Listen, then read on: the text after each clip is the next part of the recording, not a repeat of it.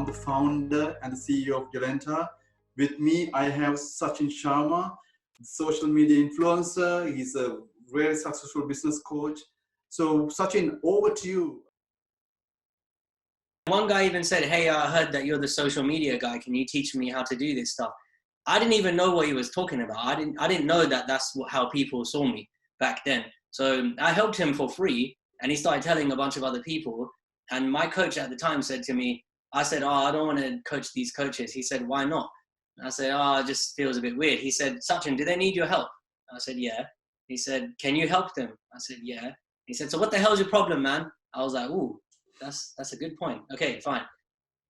I work like 6 hours a day on the days I do work, sometimes 4 days a week, and I make very good six-figure income from doing this. So it's not about like I'm working super hard to do it. I'm very lazy, and I stand by that proudly. I'm very lazy, and I love being lazy on purpose. I'm like one of my dogs. He's a golden retriever. If you know what golden retrievers are like, they're just lazy as hell. Me too, bro. This is what the power of social media is, and you don't need to have hundreds of thousands of followers to have a predictable income. This is what helps you to create a financially successful coaching business. First things first, you need to capture people's attention. This doesn't mean posting salacious, clickbait articles, or like, I can get you to 1 million in 3 days, or, I'll help you get a 6-pack in 5 minutes. This isn't about that. Capturing attention is giving value in what you're doing. So like a lot of people get this wrong by thinking they need to be a certain way. Be yourself. I'm loud generally. Like I've got a big mouth in case you hadn't noticed, right? But if you're not like that, you don't need to put on that front to be on and create success on these platforms. The way I communicate puts a lot of people off. They don't like the swearing. They don't like the loudness. They're not down with the way I talk. That's cool. I'm not for them. But when you're capturing attention, it doesn't mean like try and be in people's faces. It means just share what's helped you. The second thing is be discoverable. So using hashtags, posting regularly, like these things are very important. If you're on Instagram, for example, and you're not posting consistently, it might be twice a week, it might be 3 times a week, it might be 3 times a day. If you're not using hashtags, if you're not posting IGTV videos, if you're not doing Instagram lives, how the hell are people going to find you? The algorithms are a mess, and we're not relying on them to bring us more followers, but we're relying on them to put us in places where we can be discovered. Give value in your content. No one cares that you're a coach. I'm going to say that one more time because I want everyone to understand this. No one cares that you are a coach.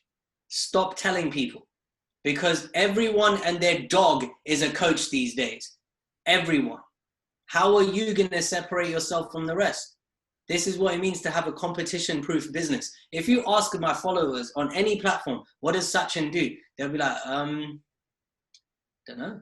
He's kind of loud. Maybe that, I don't know. Maybe that's something to do with it. They don't even know. And I want to keep it that way. Not because I want to keep you in the dark and try not to tell you what I do. I'm proud of what I do. I love it. But I save that for one-on-one interaction, not for the masses and trying to get more people in. I don't need to spread the word. I don't need to have loads of people inquiring with me. I need to give people a reason to reply to a message when I say to them, hey, thanks for checking out my page. How you doing? The reason will be, oh yeah, Sachin, I loved the video that you put out. It was really helpful. When I say give value, get to the point, get off. Respect the audience's time. Hashtags. This is what I do. I would encourage everyone to do the same thing. Get 5 to 10 separate lists of hashtags. Each of them lists will have 20 tags in them. Let me repeat that because I might have said it quite fast. When I get excited, I talk fast, faster than normal. 5 to 10 lists, right? The lists need to have hashtags or like 20 different tags in them. So list number 1 might be about personal development, and then all those tags might be like self-improvement, personal growth, blah, blah, blah, blah. Try to avoid putting tags that have like tens of millions or millions of posts in them. You want to look for tags that have about up to 500,000. So let's say between 50 and 500,000, like under 1 million basically is what we're going for, and definitely over 20 to 50,000. Anytime someone asks me, what do you do? I say, I have conversations with people and then miracles happen. Lifted directly out of the prosperous coach yet again. And if they say, oh, that sounds interesting, what kind of miracles? I'll say, funny you asked that, bro. If you're a coach, I'll tell you about the miracles I've performed with coaches. If you're not a coach, I'll tell you about, okay, yeah, I worked with this athlete. Just tell stories. That's the elevator pitch. Have you ever used Delenta, and what's your experience with Delenta? Yeah, so I met Sam a little while ago, and I'm paper-based. Like, I'm using my diary, my paper diary, and my coach told me, Sachin, get more organized, go and speak to Sam. That's what, yeah, we'll get into that another time. But yeah, the platform is going to be so helpful for me because it will just keep things in one place. Especially my notes will be in one place. Because right now, I'm using this. And yeah, the platform is going to be super helpful for me. I'm making my transition very slowly.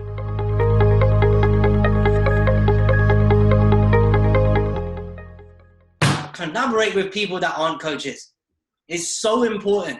This is what happens with a lot of coaches. They go on Instagram. Oh, I'm going to support my friends by following their Why? Why? We're not in high school. If someone takes it offensively that you didn't follow them on Instagram, they are still living in high school. And you can tell them I said that. You can tell them to take it up with me. I'm happy to have a chat with them if they've got a problem with that. Take all of the coaches you're following on Instagram, me included, unfollow me. I don't take it personally. I'm happy for you. All of that focus you're putting on coaches, take it off and go and shove it out there into the world. Collaborate with athletes, collaborate with artists, collaborate with musicians, entrepreneurs. Think like a dog chew toy company. I contacted them and say, yo, I love the dog memes that you're sharing. They're hilarious. You know what? This is a good one. I'm gonna show you right now. This is what I do in my spare time. Wait, where is it? There's this, oh, you can't even see it. There's a dog up there. It says, what is love? And the sheep says, baby, don't herd me. Baby, don't herd me. Now, if you know what song that's from, I do. I'm not that young, but you know, that's hilarious to me. I found that sparked joy for the rest of the day. I DM'd them. I was like, listen, that made my day. Thank you. And we got a conversation going. We might do an Instagram live one day. Their thousands of followers might see me. Might. But I'm going to keep it pushing. I'm going to keep doing that to loads of other people. Hey, Derek, I saw you posted that swing of the baseball bat. I've never played baseball before, but that shit looks scary. How did this start for you? Well, you play professional ball? What? This is what I'm saying, 8 hours a day. You could do it. If you don't have 8 hours a day, do it for 30 minutes a day. But the results, it's not about, okay, I've got to smash out the quantity. It's not about that. We're going for quality, and the quantity just comes with that. But if you slow it all down and you just have conversations with people in the professionalized context, that will work way better for you than any other stuff that anyone else is doing right now. So this is the thing with your content, it's what's been helpful for you because you're telling stories, right? When someone has a coaching conversation with you, then you can put the coach hat on and handle that however you want to handle that. As a preference for me, I didn't even graduate from the course I did. I didn't pass the qualification. I just did the modules, learned how to coach, then took it off and did my own thing because I didn't agree with it. Same with the ICF stuff. I don't get down like that. I'm not trying to put it on anyone else. I think it's doing great things in the world. Awesome. But yeah, like you said, separate the two. You're way ahead because you're already thinking like that. That's going to help you a lot. So there's this phrase that I love. I only teach what I need to learn. I do my own podcast. It's called What I Learned This Week. Every week I get coached at least once a week. And I just share what I've been learning or unlearning, if you want to call it that. And I share these things that have really helped me on my journey. And it doesn't matter who says, yeah, I like this and, I don't like this. I'm looking for one-on-one engagement. So like Instagram, Facebook, LinkedIn, you can see Sam liked this, Delenta liked that. They mentioned you in this post. Great. Click on the name, type a little message. Hey, dude, thanks for liking my page. Appreciate that. How did you get into personal development? Now I've started a conversation. This is how, like, when I teach people how to build a business, how to build a coaching business, it's all about focusing on what's in your control. You can't control how many followers you get, but you can damn sure control how many messages you send today. I just told one of my clients, before we speak next week, I want you to send 60 messages. If you don't send those messages, we're not having a call next week. There's just a little turn up the heat tactic I use sometimes. But yeah, she came back and she was like, dude, I've got like 12 calls booked in with people who really want me to coach them. So this is the big thing I would encourage everyone to think about. Number one, teach what you need to learn. Whatever you're going through right now with your coach or whatever's going on for you, teach that. And the other thing is focus on what's in your control. Like, I love that, Felipe, where you're at right now. You've got lots of client stories to share from how you coach people. Bring that into your content. It could be like, I was having a conversation with Derek yesterday. His name is not Derek. And tell us what happened in the conversation. Or you could say, like, you could quote part of the conversation, obviously not from him, but say, I'm feeling like this. Why? Or whatever the thing was. I'm just making up the top of my head. Yeah, I'd like to touch on that real quick. I don't have a niche, but there's also things that I refuse to coach on. I would never coach women on fertility because it's not something I think I can provide value in. There's also career coaching. I couldn't hold down a job for more than 3 months. How the hell am I going to help other people find their dream career? I don't do it. But if you come to me with mental health stuff, suicide, depression, alcoholism, wanting to build your coaching business, wanting to perform better in life, I'm your man. I can do loads of things. But I really appreciate you bringing that up, Asim. I don't have a niche, but I sure as hell don't coach people that don't align. Like, it's all about integrity. You know, like, I'm not naming names here, but there's a lot of people who will just take anyone and everyone. And I'm not pointing their finger at anyone in here, but I see it a lot online. And it's like, that's not good for your longevity as a business. I don't like LinkedIn because it feels very spammy and people are just coming at you with offers left and right. And it doesn't feel very fun for me. So when I click on LinkedIn, I'm like, ugh. But some of my clients use LinkedIn and they love it. And we get the same results. Treat LinkedIn like Facebook, but with a tie on. You know, Facebook, I'm wearing shorts right now, bro. Can't even see that because we're on here. But I wear shorts when it's like I'm walking into Facebook wearing shorts, right? I can't walk into LinkedIn wearing shorts. They're going to kick me out and say, hey, put some pants on. And I don't get down like that. I got the heater on. I'm hot. I don't want to wear damn pants. So that's why I don't like LinkedIn. But it's a personal preference thing. I'm on Instagram, Facebook, YouTube, and podcasting platforms. Interesting thing about podcasts. There was a study done in 2019. The average household income of an Instagram user is $30,000 US. The average annual household income of a podcast listener is $70,000 US. So I thought to myself, why don't I just spread myself over here? I'm making the same content anyway. Might as well just take the audio and whack it out over here. There's a platform, I'll write the name down in here. It's called Audio Boom. Audio Boom, you can spread yourself across multiple audio platforms. I'm talking iTunes, iHeartRadio, Spotify, and all kinds of other ones I ain't even heard of. And I don't even use them anyway. But you're there, you distribute it, right? This is really helpful for your discoverability as a business owner. But the problem with podcasting is that it's a one-to-many anonymous connection. So I can't have one-on-one engagement.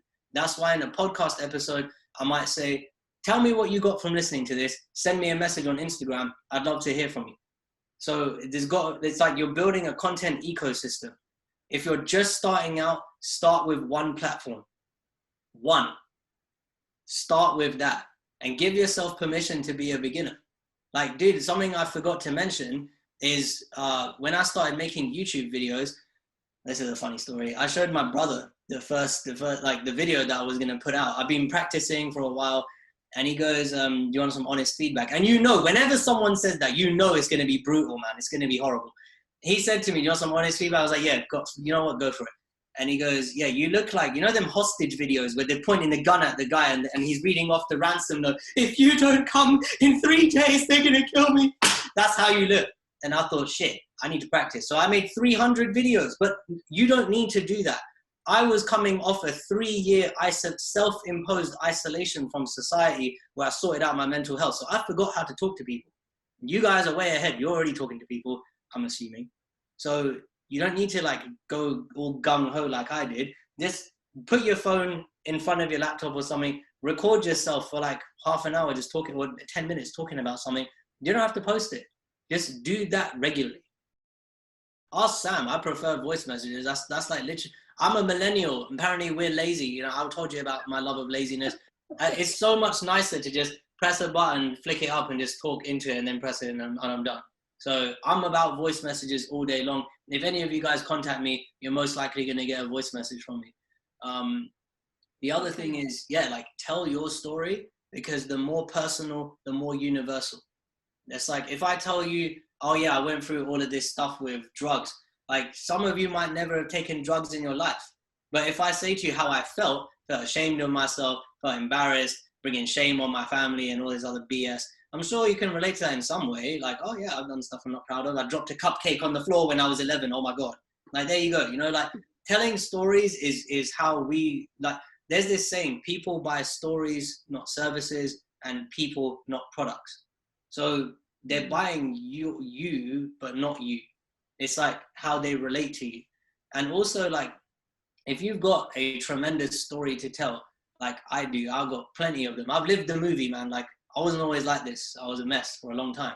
And when I tell my story in many different forms, or when I tell the current story that I'm going through right now, like these things click with people. I have this expression I use, hit you where you live. It's like, bam, kick down your front door. Like, what's up? We're here now. That's how I want the story to hit someone. But it doesn't mean you need to be loud and in people's faces. It's just tell your story and apply it to specific situations. So I could apply like, yeah, I took 3 years out of society to fix my mental health because the NHS and the therapists and the psychotherapists all told me, Sachin, you can't cure these things. They just, you can just manage them. And I said, you know what, bro? That ain't good enough, right? Shut your mouth. I'm going to do it on my own. I'm going to prove you wrong. I'm going to go and do it. And I did. A great story. Wow, look at me. But this is a story I share with people when they say, oh, my mental health and this is, and I'm like, yeah, I'm not a clinical practitioner. You might have tried that stuff. Now you come to the best. You tried the rest, come to the best. Make a little fun out of it, whatever. But what I want to encourage you to do is if you're already sharing audio stuff, start a podcast, dude. Like you can film it or you can record it. It's not that complicated. I know like a lot of people are like, shit, what do I do? There's like, you can use this. Your iPhone has a great microphone in it. These phones are better cameras than the camera Spike Lee used when he used to make movies in the 70s and the 80s. No, real talk, like they're way better. And also like posting stuff on a podcasting platform is just the same as posting it on Facebook, but you don't have to put pictures on, it's just audio. And I love what you're doing where you're putting the focus on one-on-one connection. That's really powerful for you. So definitely like continue that. But here's the thing you need to see. This is what's helped me a lot. When I send a message, look, I'll give you a real example, right? So Instagram is all where I put all my life coaching stuff. That's how I create life coaching clients. All the content is not about coaches. That's what's going to be most relevant for this conversation today, right? Instagram, most of the people who pay attention to my page are women. Now, if I'm a dude and I'm messaging random women, the first thing on their head is going to be, wait a minute, what are you trying there, bro? I don't know you, get out of here, right? They might think I'm going to try hitting on them. That's not what I want to get across. I'm a coach. I'm trying to be professional. So the first thing I'm going to do is I'm going to recognize people are closed off. They got their guard up, stay away from me. I don't want to be sold to. I don't want to be hit on, fuck off, right? That's how I want to be considerate of someone else. So what I want to do is ground my conversation in professionalism. That doesn't mean, hi, I'm Sachin, I'm a coach. What can I help you with? Because again, no one cares. How I want to ground my conversation in professionalism is ask questions related to personal development that are easy to answer. Easy to answer makes it from this to this, slowly opened up, and now I can invite you to having a coaching conversation with me. So an easy to answer question might be, how did you get into personal development? Tell me your story. You've seen mine, that's why you liked my page or whatever. Tell me yours. What are you working on right now? Why is that important to you? Like just easy to answer questions that are not too deep, not too personal. and you can get a coaching dialogue going, a back and forth going. So this is literally like just slowing the process down, being a coach, not talking about coaching, not telling people what you do, being a coach. That is how you're going to create great one-on-one connections with people. And then from there, if you invite them, like if I invited someone to a coaching call with me when I just met them, the risk is very high, the reward is very low. They don't know what the reward is going to be. But if I've had a lot of back and forth with them, the risk starts to go down and the reward starts to go up. And when the reward for spending time with me in a coaching conversation is seen and is valuable, great time to make an invitation. Oh, I just talked a lot. Was that helpful? Yeah, that was great. Thank you. Yes. Yeah, I need to hone my skills on starting a conversation, because I was told to post in groups and get out there, you know. It's a good idea, and there's nothing wrong with that. And Facebook groups are a great way to go about it. But again, in the Facebook group, like if you're going to post something, tell a story. Like, okay, here's a real example. One day I was cutting an avocado and it slipped out of my hand and it fell on the floor. And I was pissed. I was like, I wanted that avocado, man. I'm annoyed. And I looked at it and I had to clean it up off the floor, put it in the bin. I'm annoyed. And also I have dogs. Avocados are poisonous to dogs. I'm worried. Now I'm thinking about the future. Oh my God, if he licks it, what's going to happen? I'm all kinds of messed up right now. Then I call myself, hold on, Sachin. You just projected yourself into a future that doesn't exist, where your dogs got ill because of you. Why are you beating yourself up about that? It hasn't even happened yet. That's a story. That is literally as simple as I could boil it down for you. That's a story I could share. I saw some of you laughing. Good. Nate, it's entertaining. But also, it's very practical. It's very real. Like, you can see it in yourself. Like, you can, okay, yeah, he dropped that. And you can also relate to it. Do you project yourself into scenarios that haven't happened yet? You sure as fuck do, bro. Everyone does it. And if you don't, put your hand up, because I want to question you about it. I'm just joking. I love this thought that you're having. So my response is, it's like dating. You're not for everyone, and you don't want to be for everyone. The women, I know you can relate to all of this. You got men who are like, oh, please, just give me a chance. I'll be the best man ever. And you're like, oh, nah, I'm good, chief. You know, me and Derek can be friends, but nah. And it's the same with clients. I don't want to work with everyone. A lot of people that want to work with me, I said it to someone the other day. I was like, look, you're not ready to work with me. It's not a diss. It's not a disrespect. It's not like a mean thing. It's just, you won't make the most out of the investment you make with me. Work with someone else first. Here's a couple of other coaches you can work with. Get your skills up, get practicing, get a few clients. Then maybe we'll talk. They were in a very different situation though. And I didn't really want to take them on because it's going to be very hard work for me. Like I said, I'm lazy. This is the thing with you, your content, right? It's got to be fun for you to make it. Otherwise, you're not going to make it regularly. And it's out of your control who likes it and who doesn't. That's not what we're going for here. We're going for what's in your control. In your control is making the content, making it fun for you, delivering value, telling stories, giving things that are going to help, then going to talk to people who could benefit from doing it. So you might want to type into LinkedIn, use the search feature and type in stage performer Ireland or wherever the hell. And now you've got a long list of people you can message or talk to, or just drop comments on their stuff. And when they see, oh, who's this Freya? Okay, click that. Now they've seen some of the content you've made. This is why your profile on LinkedIn or Facebook or Instagram, it's your virtual business card. If any of you guys visit my Instagram page, you will see what I mean. It's a virtual business card. It's laid out so that you can see, okay, what does this guy talk about? And it's the same for you. So the inbound is nice to rely on, but it's very unreliable because you're working with algorithms and stuff that I don't understand. And I don't think anyone understands it. Sam, I know you code. Maybe you'll break it down for me one day. I don't know. But we don't want to rely on that. It's outside of our control. As a business owner, it doesn't make good sense for me to just send something off and sit and wait. Oh my God, let's hope something happens before I run out of breath. So I would always encourage you, like, focus on what's in your control, put the content out that you enjoy, that you find is going to help people, and then just go start conversations. And that doesn't mean inboxing people like, hey, I can help you. It might mean read the post that they wrote recently. Really read it. Understand what they're talking about. Write a thoughtful response. or send them a message. Excuse me. Send them a message. Say, hey, just read your last post. I've also experienced something similar. This is what it means to really slow down the whole process of creating conversations. It's the same with dating, okay? Like, so if you're looking for marriage and someone comes up, he's like, hey baby, let me take you home right now. You'd be like, you know, that's not what I'm looking for right now, chief, but thank you. And you keep it pushing. If you're interested in marriage and someone comes up to you like, hi, what's your name? Do you like avocados? Yeah, me too. Let's go and get some avocado toast. That's a bit of a different vibe. I think dating and business are very similar, so I use a lot of dating analogies. I can talk a lot about creating clients. Like, this doesn't need to just be about social media, because when you create clients, you notice how I say create clients, not get clients, not attract clients, not manifest out of the thin air and, whoa, you know, there's some magician shit. No, I say create clients. Creation is the process of taking nothing from the air and making something out of it. This is why I worked with a lot of artists. I make music, I draw, it's fun for me. It's not a profession, it's just a hobby. But the process of art and entrepreneurship is very similar.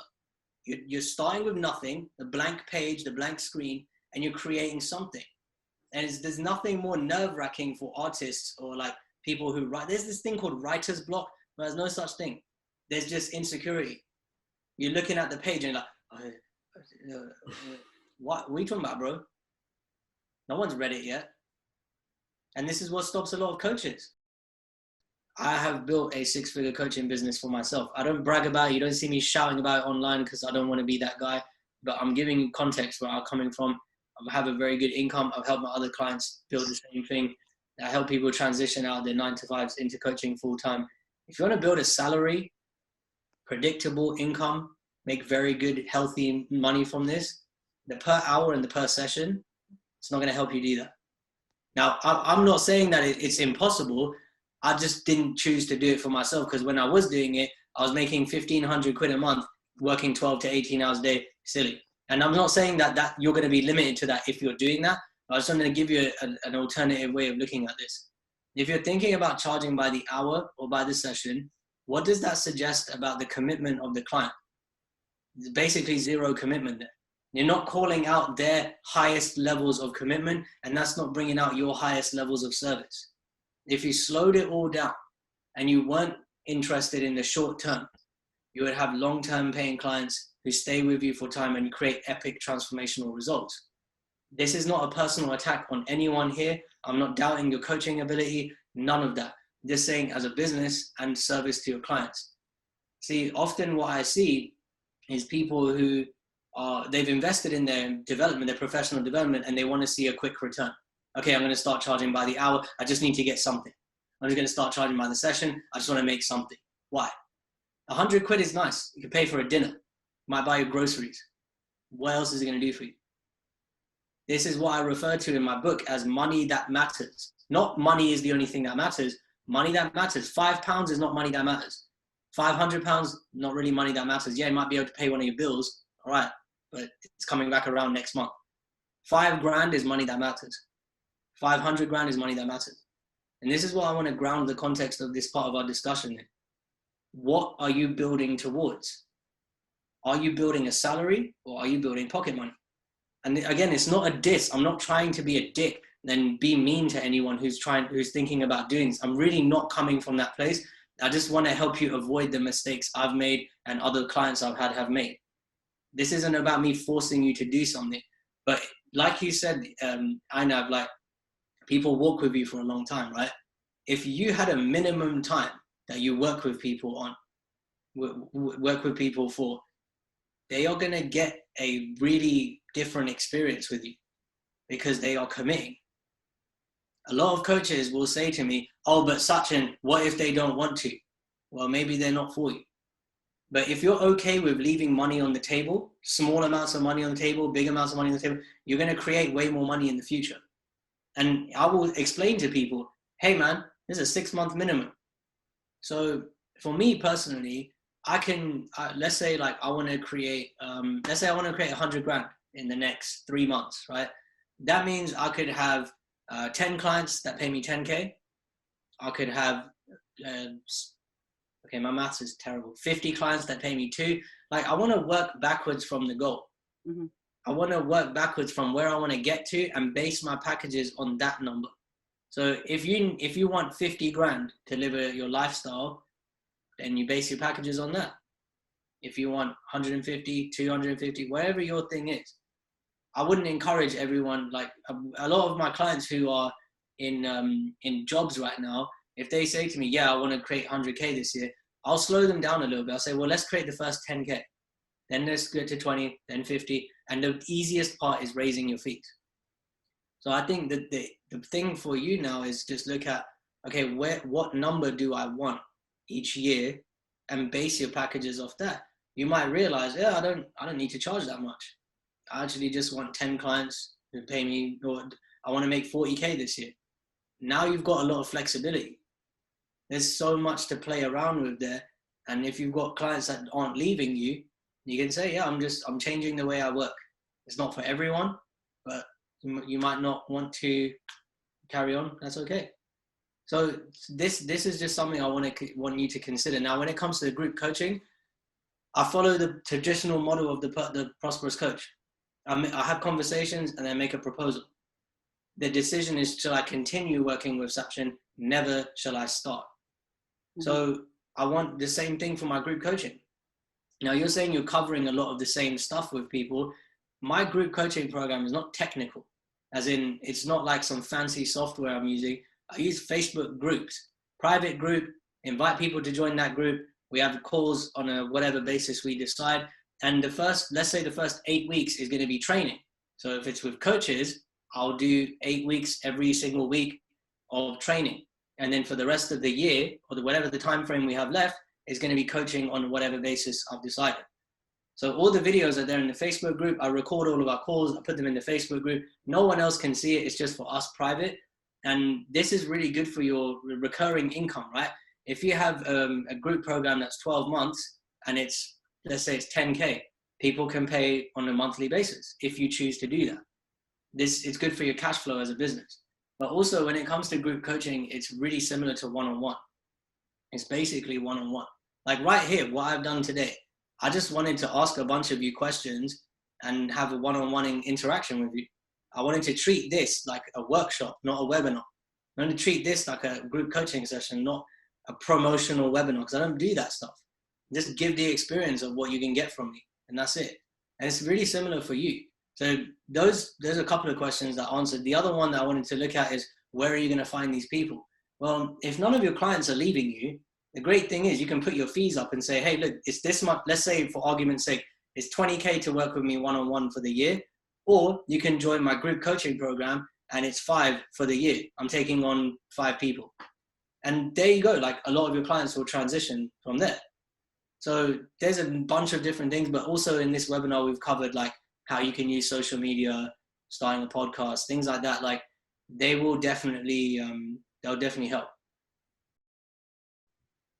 I'm just starting conversations with one person at a time and asking them, hey, thanks for checking out my page. How you doing? And the thing is, like, I might find those dog memes that I showed you extremely life-changing and valuable, but some of you guys might think, wow, what an idiot.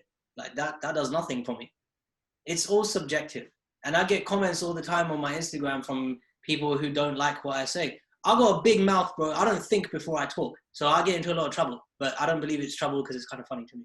Whatever. Like for you, it's just what's going to be, what was helpful for you? What do you think what can you contribute to the ongoing discussion that the world is already having about that thing? That's what's going to be helpful.